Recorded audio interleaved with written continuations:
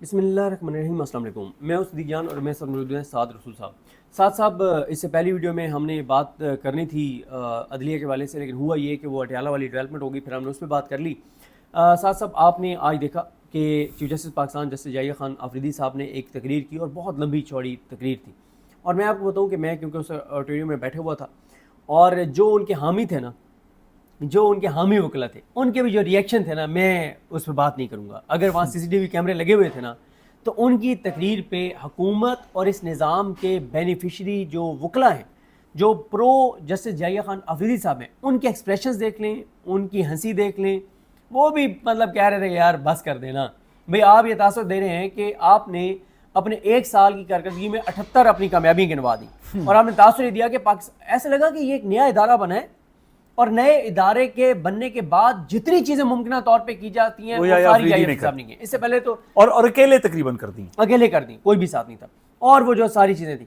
اب صاحب یہ بتائیں کہ ہمیں انتظار یہ تھا کہ آج یحییٰ آفریدی صاحب جو ہیں، اچھا پہلے تو ہاں جو خبر ہے امپورٹنٹ وہ یہ ہے کہ پہلے یہ ہوا کہ کوئی 11:25 پہ تقریباً وہ آئے، تقریب ختم کر کے آئے باہر فیسیلیٹیشن سینٹر، جس کو سہولت سینٹر کہا جاتا ہے، ہمارے کچھ دوست کہتے ہیں سہولت کاری سینٹر.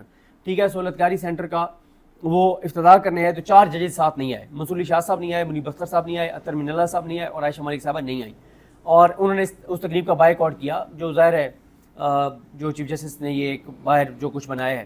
بلکہ اس دن مجھے پتہ چلا کہ ہمارے ایک جرنلسٹ نے، چیئرمین سی ڈی اے اور چیف جسٹس پاکستان دونوں وزٹ کر رہے تھے، تو ہمارے ایک جرنلسٹ وہاں ٹکر گیا ان کو، اور انہوں نے ان سے پوچھا کہ سر یہ بتائیں کہ یہ آپ نے کوئی سی ڈی اے سے منظوری وغیرہ لی ہے، اپروول لیا ہے، یہ جو آپ نے اتنی کنسٹرکشن کر دیا پارکنگ ایریا میں، اور پہلے یہ بتائیں کہ یہ پارکنگ کا ایریا پہلے بھی سپریم کورٹ کا تھا، یہ قبضہ کیا تھا سپریم کورٹ نے. اور تیسرا سوال پھر ہوا یہ کہ چیئرمین سی ڈی نے کہا سر ہم کوئی مسئلہ آپ کو اپروول دے دیں گے، جب کنسٹرکشن ہو گئی ہے تو اب ہم آپ کو اپروول دے دیں گے. دوسرا آج ان کو دھچکا یہ لگا ہے کہ آج نئے عدالتی سال کا پہلا دن تھا، اور پہلے دن ہی جو پہلی فل کورٹ میٹنگ تھی اس سال کی، اس میں 4 ججز نے بائیک آؤٹ کر دیا. رولز میں امینڈمنٹ کا معاملہ تھا. اس سے پہلے انہوں نے رولز جو سپریم کورٹ کے امینڈ ہوئے ہیں ان میں جو ترمیم ہوئی ہے 1980 کے بعد، یعنی 45 سال بعد ترمیم ہوئی ہے رولز میں، اور اس کو بجائے اس کے کہ وہ فل کورٹ میٹنگ بلاتے، تمام ججز کو بٹھاتے، ڈسکس کرتے اور رولز بناتے، انہوں نے کیا یہ کہ انہوں نے سرکولیشن کے ذریعے منظور کروائی. یعنی ایک چپڑاسی جو ہے وہ ایک جج کے پاس لے کے گیا اپنا رولز اور ان کو دکھا کے سائن لے لیے اور اس طرح سے منظور ہوئے ہیں. تو ان 4 ججز نے بائیک آؤٹ کیا ہے کہ جب آپ نے پہلے رولز بنا لیے ہیں، گزٹ نوٹیفیکیشن ہو گیا ہے، اب آپ ہمیں بلا رہے ہیں، یا تو سارا کچھ ختم کر کے زیرو سے سٹارٹ کریں نا. خیر ہم ٹیکنیکلٹیز میں نہیں جائیں گے. یہ بتائیں کہ یہ جو آج 4 ججز کا پہلے اس تقریب میں نہ آنا، جو چیف جسٹس اپنا جیسے قاضی فائز صاحب نے مقبرے بنوائے تھے نا، تو یحییٰ آفریدی صاحب نے باہر کنسٹرکشن کروا کے اور اپنا اس کو ایک بنایا کہ یہ میرا پروجیکٹ ہے. ان کے نام کی پلاک بھی لگی ہوئی ہے. جی ان کے نام کی تقریر. اور دوسرا فل کورٹ میٹنگ میں بھی 4 ججز کا نہ جانا، بائیک آؤٹ کر دینا. تو یہ چیف جسٹس کے لیے نئے عدالتی سال کے پہلے دن کتنا بڑا دھچکا ہے. اور دوسرا جو سوال اٹھائے تھے منصور علی شاہ صاحب اور منیب اختر صاحب نے اپنے لیٹرز میں، اور جو سوال اٹھائے ہیں اوور آل عدلیہ کی صورتحال کے حوالے سے بابر ستار صاحب نے، اعجاز اسحاق خان صاحب نے، اور جو سوالات اٹھائے ہیں، حقائق بیان کیے ہیں اطہر من اللہ صاحب نے 2 تقریروں میں، کیا آج کی اطہر من اللہ صاحب کی تقریر سے آپ کو ان تمام سوالات کے جوابات مل گئے؟ یحییٰ صاحب کی تقریر سے، سوری یحییٰ آفریدی صاحب کی تقریر سے جوابات مل گئے آپ کو؟ دیکھیے صدیق بھائی، سب سے پہلے تو میں اس کو ایک فل کورٹ میٹنگ نہیں مانتا. فل کورٹ میٹنگ صرف نام کی میٹنگ نہیں ہے. فل کورٹ میٹنگ یہ نہیں ہے کہ آپ نے ایک نوٹس جاری کیا اور کچھ لوگ ایک کمرے کے اندر تھوڑی دیر کے لیے بیٹھے اور کہانی آگے چل پڑی. فل کورٹ میٹنگ ہماری پولیٹیکل اے پی سیز کی طرح اس کے بڑے ٹریڈیشنز ہیں. فل کورٹ میٹنگ میں تمام جج صاحبان موجود ہوتے ہیں، ایک بحث ہوتی ہے، اس بحث کا کوئی آرگومنٹ کاؤنٹر آرگومنٹ نکلتا ہے، کوئی نتیجہ نکلتا ہے. وہ باتیں جو جج صاحبان کو مجبوری میں پبلک سپیس کے اندر خطوط اور دیگر چیزوں کے تھرو کرنی پڑتی ہیں یا پٹیشنز کے تھرو کرنی پڑتی ہیں، فل کورٹ میٹنگ وہ اپرچونٹی ہوتی ہے کہ جج صاحبان پس پردہ بیٹھ کے آپس میں بہت ساری اچھی، بری، تلخ، نرم باتیں کر کے کسی نتیجے پہ پہنچ سکیں جو عدالت کو ایک ٹھیک ڈگر پہ، ایک ٹھیک ساکھ پہ، ایک ٹھیک رول میکنگ پروسیس پہ، ٹھیک پروسیجر کے اوپر چلا سکے. آج کی جو میٹنگ یحییٰ صاحب نے کانسٹیٹیوٹ کی تھی وہ تو افیکٹولی، اگر سب سے پہلی تو بات یہ کہ اس کے اندر 4 جج صاحبان موجود نہیں تھے جنہوں نے بوائکاٹ کیا، تو وہ افیکٹولی فل کورٹ تھی نہیں. لیکن اگر ہوتے بھی، جو سیٹ اپ تھا وہ یہ تھا کہ جیسے اسلام آباد ہائی کورٹ کے اندر ایک فل کورٹ میٹنگ کی گئی کہ کاروائی سب سے پہلے ہی کر لی گئی. جیسے اسلام آباد ہائی کورٹ کے اندر بھی رولز جو ہیں وہ افیکٹولی امینڈ ہو چکے تھے.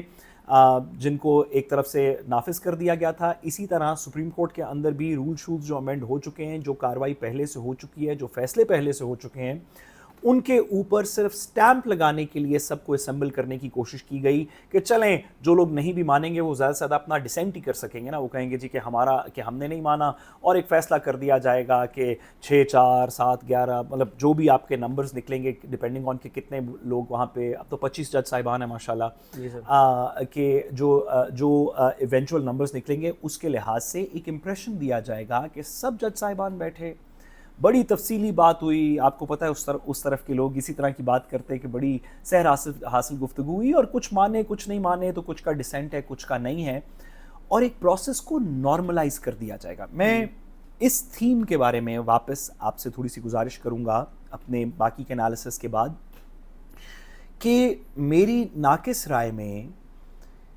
طاقت کا جو جوڈیشل پاور ہے, جو ٹریڈیشنل پاور ہے ہماری ریاست کی حکومت کی, اس کی بھی, اور جو جوڈیشل پاور ہے یعنی کہ امین الدین خان صاحب, یحییٰ افریدی صاحب, اسلام آباد میں جسٹس ڈوگر صاحب, ان سب کا ایم یہ تھا مجھے لگا کہ کسی طریقے اس بات کو نارملائز کر دیا جائے. یہ کہا جائے کہ اب مسئلے شسلے تو ختم ہو گئے ہیں, اسلام آباد ہائی کورٹ کی ایک فل کورٹ کی میٹنگ ہوئی, کچھ نے حق میں ووٹ دیا, کچھ نے خلاف دیا, ایک ڈسینٹ ہوا نہیں ہوا, نارملائز ہو گئی. اب یہ کہانی چل پڑی ہے, کچھ میجورٹی ہے کچھ لوگ مائنورٹی ہیں, لیکن یہ تو روٹین کا کام ہے, ہمیشہ ہی کبھی کچھ لوگ ڈسینٹ کر رہے ہوتے ہیں, کبھی کچھ نہیں کر رہے ہوتے, لیکن ایک روٹین کا کام ہے. اسلام آباد ہائی کورٹ سوالو ہو گئی ہے, اب سے فل کورٹ میٹنگز ہوں گی جو 6-5 سے کہانی آگے چلتی رہے گی. بائی دی وے ہم خاص طور پہ خراج تحسین پیش کریں گے ان عظیم جورسٹ کو, میرے پاس تو الفاظ نہیں ہیں, ارباب طاہر صاحب کو, جو اتنے عظیم جورسٹ ہیں کہ ان کی وجہ سے یہ بیلنس جو ہے یہ 6-5 ہوا اسلام آباد کے اندر. میں نہ صرف 6-5 ان کی وجہ سے ہوا, اور کیا ہی سارے پاکستان کے اندر آج کل ان کو خراج تحسین اور پھولوں کے تحفے بھیجے جا رہے ہیں. ہم بھی اپنے الفاظ ان تمام لوگوں کے ساتھ آمین میں شامل کرنا چاہتے ہیں. نہ صرف کہ 6-5 ان کی وجہ سے ہوا, ہم سپریم کورٹ پہ بھی بات کرتے ہیں, بلکہ اگر آپ اس کا سپلٹ دیکھ لیں اسلام آباد ہائی کورٹ کا, تو جو جج صاحبان ایکچولی اسلام آباد ہائی کورٹ ہے, جو پہلے سے اسلام آباد ہائی کورٹ تھے, جو پرماننٹ جج تھے, جن کے اوپر امید باندھی گئی, وہ سب ایک طرف رہے. صرف ارباب طاہر صاحب, بہت عزت مآب جناب ارباب طاہر صاحب صرف مڑے. میں سوری گزارش کروں, جو باقی 6 ہیں ارباب طاہر صاحب کے علاوہ, جو باقی 5 ہیں, ان کے اوپر تو شروع سے امید نہیں تھی نا. لاہور سے آئے, سندھ سے آئے, برگر سے آئے, ایلیویٹ کیے گئے نیچے سے, خاص طور پہ 26ویں ترمیم کے تحت لائے گئے. اس وجہ سے وہ تب بھی 5 بنتے تھے. یہ روز حشر جب اس قوم کے مظلوم بے کس لوگ, جس کسی کی بھی اسلام آباد ہائی کورٹ سے کوئی امید تھی اور اب نہیں رہی, جب وہ روز حشر مدعی ہوں گے تو ملزمان میں باقی کوئی ہو نہ ہو, وہ والے بہت ہی معزز اور عظیم جورسٹ, جنہوں نے سوچ سمجھ کے تمام رولز پڑھ لینے اور اس پہ مفصل ڈیبیٹ کر لینے کے بعد ارباب طاہر صاحب نے ادھر ووٹ کاسٹ کیا, وہ کٹہرے میں ہوں گے, وہ ایکیوزڈ ہوں گے, اور پاکستان کی بے کس عوام مدعی ہوگی. یہ روز حشر جب مقدمہ لگے گا تو یہ وزن جو ہے, بیلنس جو ہے, یہ ارباب طاہر صاحب نے, ایک وہ کہتے ہیں نا کہ مرد ہور ہوتا ہے جو یزید کا لشکر چھوڑ کے امام حسین علیہ السلام کے لشکر کی طرف آیا, تو کچھ لوگ اپوزٹ بھی ہوتے ہیں. تو ارباب صاحب کو بہت زیادہ مبارک ہو ان رولز کے اوپر, اور اللہ کرے کہ وہ اسی شد و مد سے ہر چیز کو پڑھ کے اس پہ مفصل بحث کر کے آگے کی فیصلے کرتے ہیں. میں یہاں پہ آخری بات پہ تھوڑا سا اختلاف کروں گا. میں تو یہ چاہوں گا کہ اللہ کرے کہ وہ دوبارہ اس طرف واپس آ جائیں, اور جس طرح وہ کھڑے ہوئے تھے پورے پاکستان سے ان کو عزتیں ملیں, دعائیں ملیں.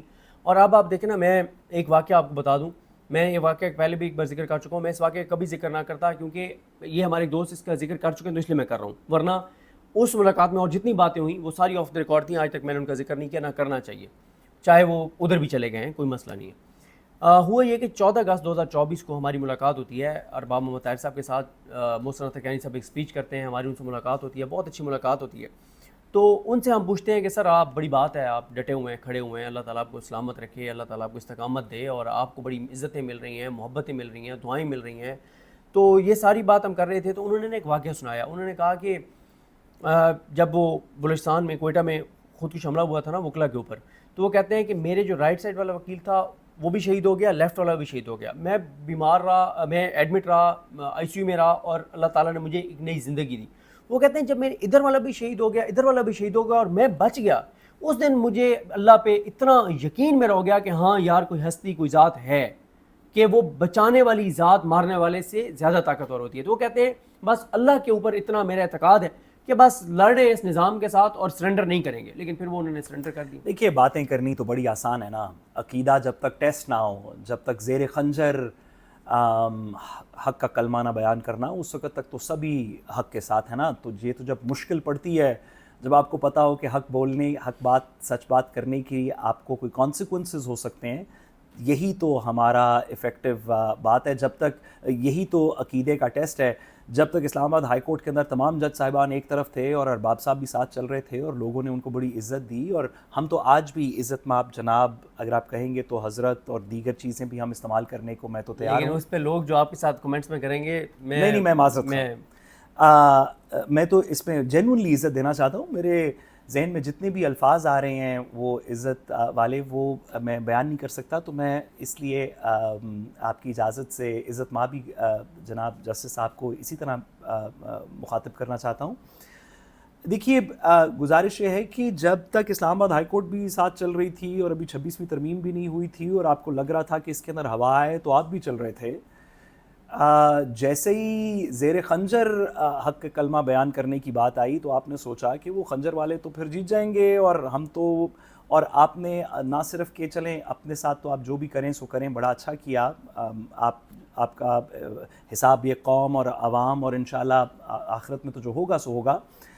آپ نے جو باقی لوگوں کو اس کے اندر خوار کیا, وہ لوگ جو اس بات سے امید لگا کے بیٹھے تھے کہ ہاں کچھ لوگ ابھی بھی موجود ہیں جو حق پہ کھڑے ہوں گے, جن کے بیلنس کی وجہ سے اسلام آباد ہائی کورٹ سے ابھی بھی امید تھی, جس طاقت کے باوجود آپ کے دیگر برادر جج صاحبان جن کے ساتھ آپ موجود تھے, جنہوں نے خطوط لکھے, جنہوں نے پروٹیسٹ کی, جو چیف جسٹس نہیں بن سکے, جو آخر تک آپ سے پوچھتے رہے کہ جن رولز کے لیے آپ نے ووٹ کیا ہے, آپ نے پڑھے بھی ہیں کہ ان رولز میں لکھا کیا ہوا ہے. اور تو اب میں کیا اس میں گزارش کروں. مجھے ہم رپورٹنگ میں ہی میں نے سنا کہ کسی نے اس میٹنگ میں ان سے پوچھا کہ چلیں, ان سے بھی پوچھا اور ایک دو اور جج صاحبان جنہوں نے ان رولز کے حق میں اسلام آباد ہائی کورٹ میں ووٹ کیا, ان سے پوچھا کہ کوئی 3 چیزیں بتا دیں. انہوں نے کہا یہ تو لاہور ہائی کورٹ کے رولز ہیں. رپورٹنگ میں ہی ہمیں سوشل میڈیا سے پتہ چلا ہمارے ہائی کورٹ کے دوستوں نے یہ رپورٹ کیا کہ کوئی, تو انہوں نے کہا کہ تو لاہور ہائی کورٹ کے رولز ہیں, اسلام آباد ہائی کورٹ میں بھی اپلائی ہو رہے ہیں. تو ان سے پوچھا گیا کہ کوئی ایسی 2 یا 3 چیزیں بتا دیں کہ جو لاہور ہائی کورٹ سے ان رولز میں فرق ہوں اگر آپ نے کوئی امینڈمنٹ پاس کی ہے. تو وہ سب ادھر ادھر دیکھنا شروع ہو گئے اور کسی کو, کیونکہ رولز پڑھے کسی نے نہیں تھے اس وقت ووٹ کرتے ہوئے. میں یہ گزارش کروں کہ یہ ایک نیا وتیرہ ہے, ایک بڑا عجیب سا وتیرہ ہے. جوڈیشل کمیشن کا اجلاس ہوتا ہے, کچھ جج صاحبان کہتے ہیں کہ ہمارا اختلاف ہے, ان کا اختلاف سنا نہیں جاتا, اس اختلاف کو ایڈریس نہیں کیا جاتا, اس کے کوئی جواب نہیں دیے جاتے, اس کے اوپر کوئی بات نہیں کی جاتی. وہ اختلاف سنتے ہیں, کس کا اختلاف ہے, جو کا اختلاف ہے, چلیے جی ووٹنگ کر لیتے ہیں. ہاں ووٹنگ کر لیتے ہیں. تو ووٹنگ کر لیتے ہیں, تو اختلاف والوں کے اختلاف بھی وہیں دھرے رہ گئے, وہ ایجنڈا آئٹمز بھی وہیں دھرے رہ گئے کیونکہ ووٹنگ کر لیتے ہیں. حکومت سارے ووٹ گھر سے لے کے نکلتی ہے. اسلام آباد ہائی کورٹ کے جو فل کورٹ کی میٹنگ تھی اس کے اندر بھی بظاہر ایسے ہوا. 2 جج صاحبان نے خط لکھے, کہا کہ جسٹس بابر ستار صاحب نے کہا کہ ہمیں سبارڈینیٹ جوڈیشری کے اوپر بات کرنی چاہیے کہ ان کی ہم سپرویژن کیسے کر رہے ہیں, ہمیں کیس فکسیشن کے پروسیس کے اوپر بات کرنی چاہیے. یہ جو ارجنٹس کچھ لوگوں کے سامنے نہیں لگ رہی ہیں اور آپ ایک کیس بنا رہے ہیں کہ کچھ لوگ ہیں جو ڈسپوزلز کر رہے ہیں, باقی جن کے سامنے مقدمے لگ ہی نہیں رہے وہ ڈسپوزلز بھی نہیں کر رہے, اس کے اوپر بات کرنی چاہیے کہ کیسز کیسے فکس ہوتے ہیں.